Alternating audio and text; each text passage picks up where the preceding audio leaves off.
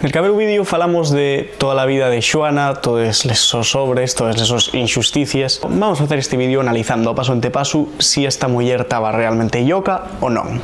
De que Xoana finó la so vida lloca o padeciéndolo, non hai dulda, pero hay que analizar todos los factores que la llevaron a ello. A Xoana non la curó el tiempo, es decir, Xoana nunca en xamás se conformó con los devaneos sexuales del so mariu, como si lo hiciera Isabel. Isabel llegó un momento que aceptó que el so mariu ya era infiel, aceptó que el so mariu tenía amantes. Xoana non, Xoana llegó hasta proponer al so confesor, hasta decía al so confesor que ella estaría de acuerdo si ella pudiera hacer lo mismo, de algo que seguro que dio un buen susto al so confesor.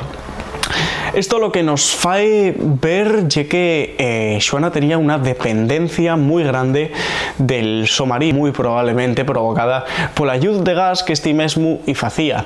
Ya falamos en el cabero vídeo de cómo llevó el cuerpo de Felipe por todos los parajes castellanos durante más de 8 meses hasta llegar a Granada. Esto nos fae ver que la dependencia que tenía era ya hasta después de estar muerto.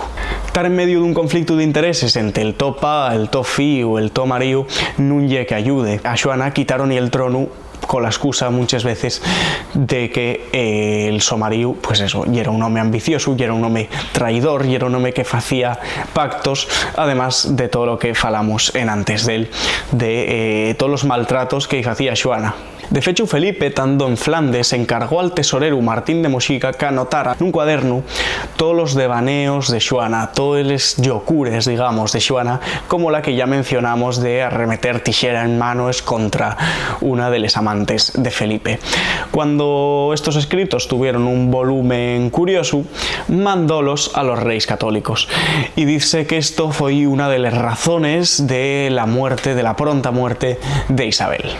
Que Xoana non fora moi devota nin collacia de misas e confesiones na devotísima Castilla na que nun ser católica ya era penao cola muerte e considerábase pouco máis que un trastorno mental, non ayudaba tampouco mucho al asunto. Ser ateo en Castilla costábate la vida, neste caso como ya era fía de reis, nada máis que lle costó, entre comines, vivir secuestrada toda la vida contra la súa voluntad y pasar a la posteridad col nomato de la lloca.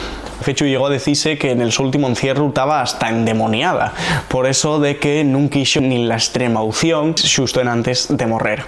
Nesto algunos protestantes dicen que podría ser la primer protestante de la historia, pero bueno, yo creo que simplemente fue una mujer que non pensaba igual que los demás. Para entamar, vivir encerrada toda la vida, primero en una habitación de un castillo, luego en otro castillo, al final en un palacio, por muy palacio que sea, lle un encierro contra la su voluntad y non lle que sea el mejor ambiente posible para la cordura.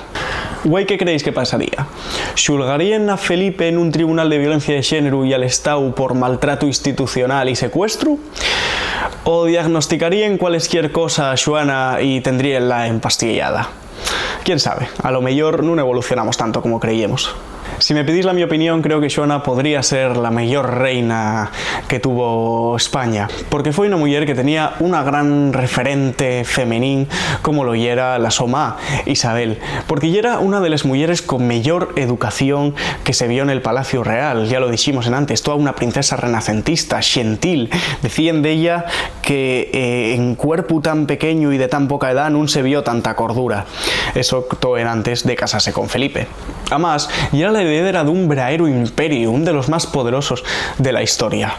Pero creo que Xoana podría ser la mejor reina de España. ¿Por qué no lo fue? Porque se atrevió a pensar diferente, porque se atrevió a tener ideas de mujer moderna en un tiempo en el que una mujer fuera reina ya se veía con malos huellos. Imagináis una mujer con unas ideas tan propias. Si me entrugáis que creo que fue Xoana, creo que fue una mujer adelantada al su tiempo.